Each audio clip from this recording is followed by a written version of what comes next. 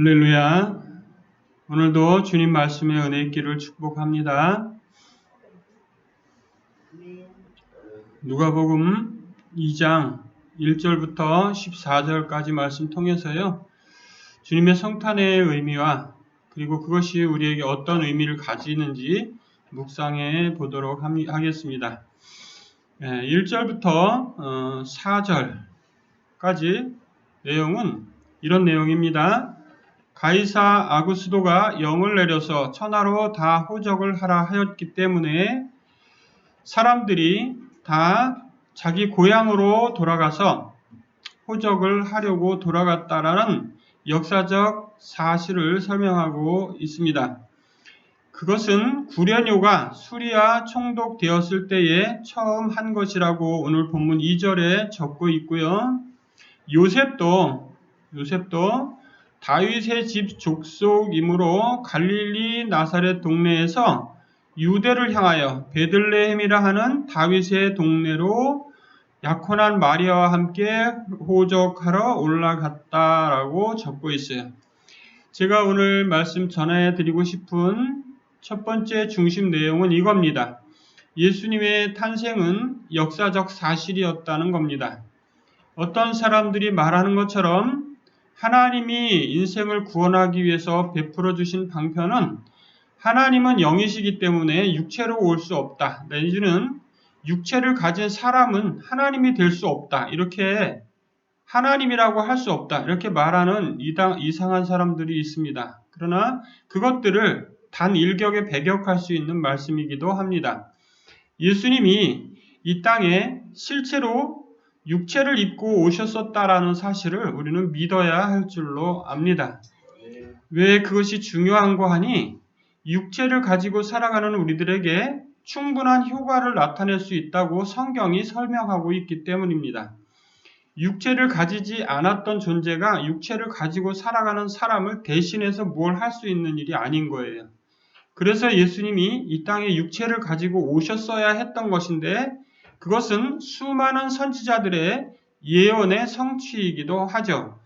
그래서 예수님은 실제로 이 땅에 육체를 가지고 오셨었다라는 것입니다. 할렐루야. 이것이 바로 가장 예수님이 이 땅에 육체대로, 즉 인간 예수의 모습으로 오셨던 것을 가장 적절하게 표현한 부분이라고 믿습니다. 예수님은 우리 같은 사람이셨던 거예요. 그래서 그는 우리의 고통을 너무나 잘 아시는 거예요. 우리의 형편을 잘 아는 거예요. 영혼의 형편이거나 육체대로 살아가는 사람들의 형편에 대해서 충분히 이해하시고 공감하시는 분인 거예요. 그래서 그분은 우리의 삶에 공감하십니다. 그리고 그분은 우리의 삶에 체휼하셔요. 아버지 하나님, 성령 하나님보다 어쩌면 성자 예수님은 훨씬 더 우리들의 실감을 훨씬 잘 느끼실 수 있다고 믿습니다. 사랑하는 성도 여러분, 예수님은 이 땅에 실제로 오셨던 겁니다. 두 번째 내용은 이겁니다. 구약에 예언된 수많은 예언들이 오늘 본문에서 동시에 이루어지는 게 여러 개 있습니다. 그 첫 번째가 다윗의 자손으로 오리라는 거였습니다. 할렐루야. 예수님이 올 때 다윗의 자손으로 오리라는 거였어요. 그리고 그가 올 때 어디로 온다고 했냐면 베들레헴 에브라다야. 우리가 아까 전에도 읽었던 교동문에도 나오는 내용입니다. 베들레헴 에브라다야. 여기에 나오는 겁니다.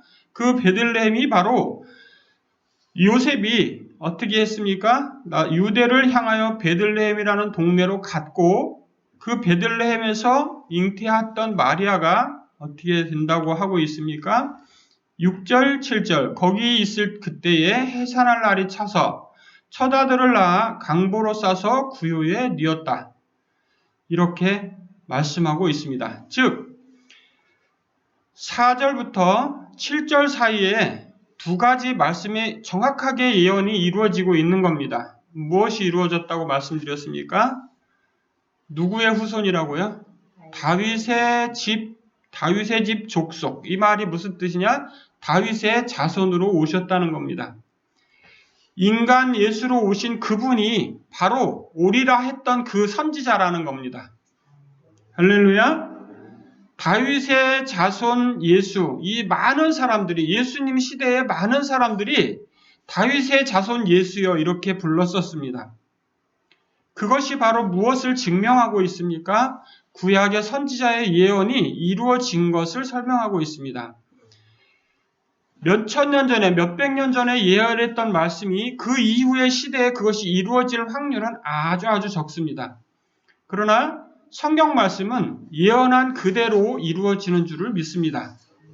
바로 하나님이 보내신 선지자들은 자기의 말을 하는 게 아니라 하나님의 말씀을 전하기 때문에 그래요. 하나님은 자신의 계획과 자신이 준비한 그 모든 것들을 진행하시는 하나님이신 줄로 믿습니다. 그래서 다윗의 자손으로 오리라 했던 그 예언과 베들레헴에서 태어날 것이라고 말씀하셨던 내용을 완벽하게 성취하시는 걸 볼 수 있습니다. 또 여기에 깊은 의미가 하나 숨어 있는데요. 베들레헴은 떡집이라는 의미를 가지고 있죠. 이 베들레헴에서 태어난 이유가 있습니다. 왜 그렇습니까?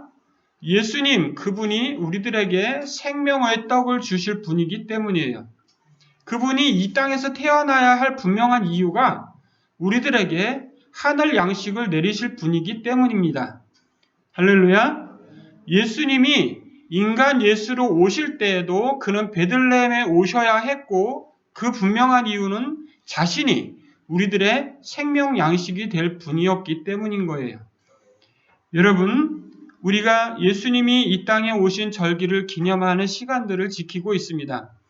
그러나 그것에 그 절기를 기념하는 그 시간들에 예수님의 그 본질적 의미와 주님께서 우리에게 내리시고자 했던 그 사랑의 깊이, 그런 내용들을 알지 못한다면 전혀 의미 없는 일이에요.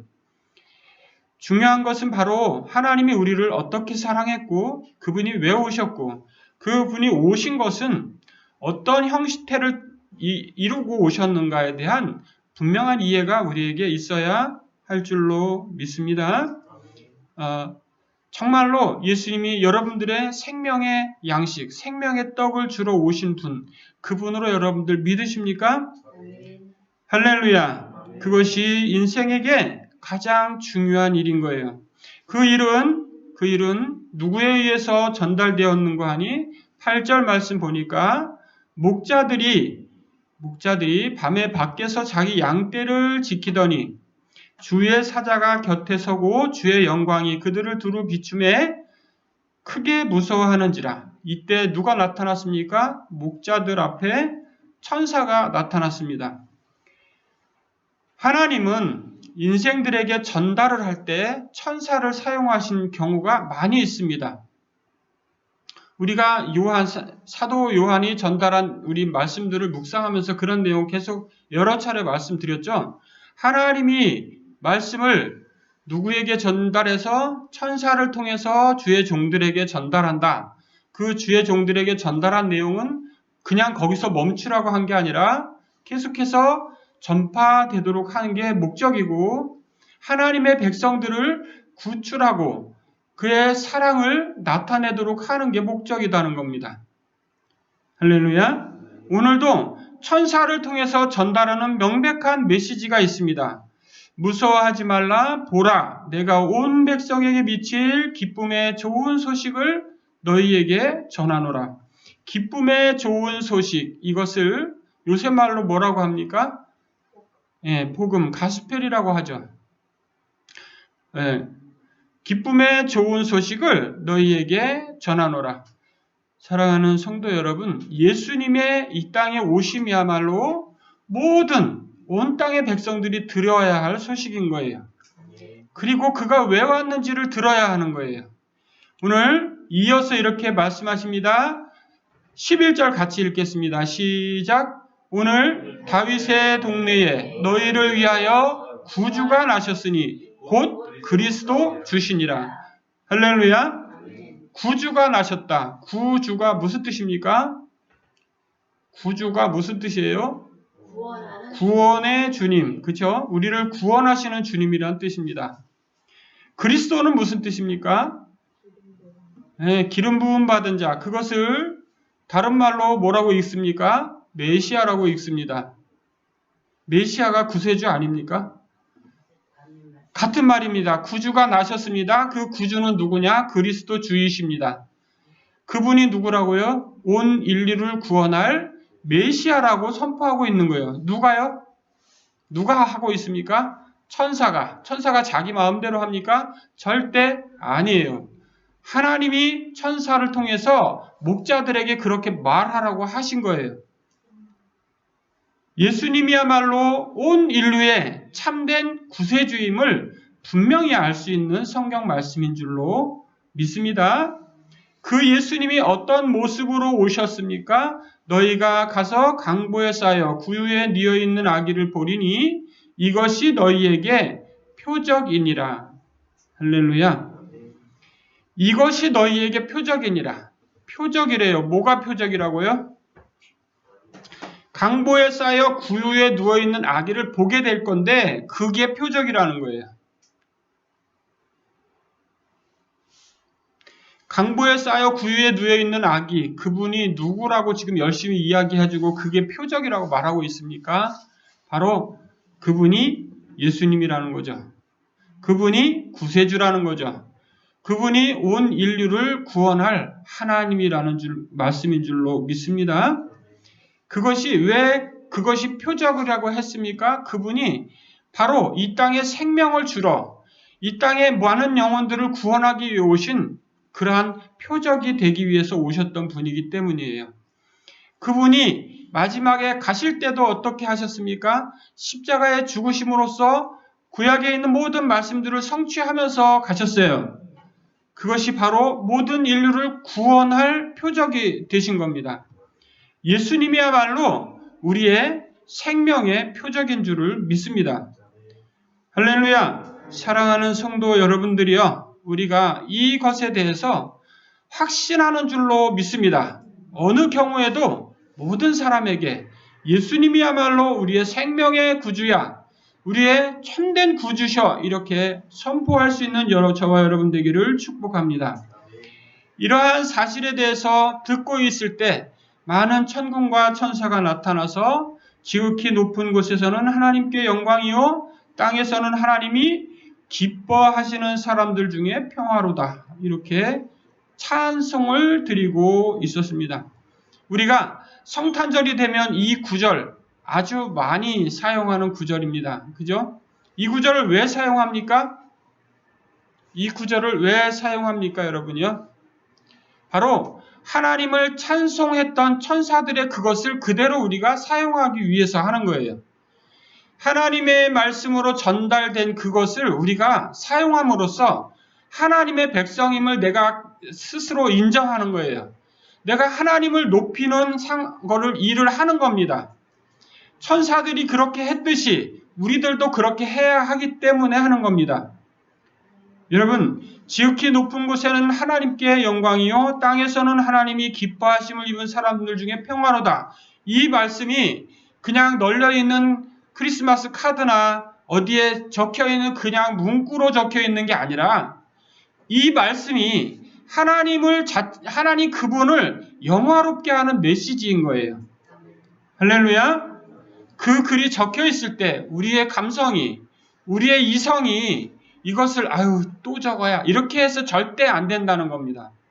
하나님을 영화롭게 하는 그 감정을 우리가 가져야 되는 거예요.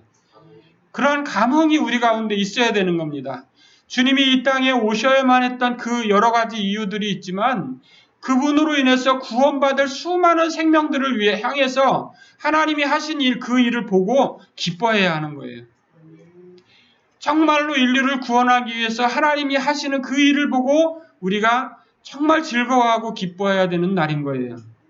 예수님이 이 땅에 오신 것은 예수님 자신에게는 너무너무나 힘들고 어려운 일이셨을 수 있지만 정말로 온 인류를 구원하기 위해서 사랑하시는 그 사랑의 표현, 그것으로 인해서 우리는 말할 수 없는 감격을 느껴야 하는 겁니다. 사랑하는 성도 여러분들이요, 정말 예수님이야말로 온 인류의 생명의 표적인 줄을 믿습니다. 오늘 이 말씀 우리가 깊이 새기면서 정말 행복하고 즐거운 성탄절 되기를 주의 이름으로 축복합니다. 기도합니다. 거룩하신 주님, 오늘도 주님의 말씀, 주님이 우리의 생명의 표적인 것을 믿습니다. 우리가 이 말씀 붙들고 평생을 살아갈 수 있도록 주님께서 역사하여 주시옵소서. 예수님의 이름으로 기도합니다. 아멘.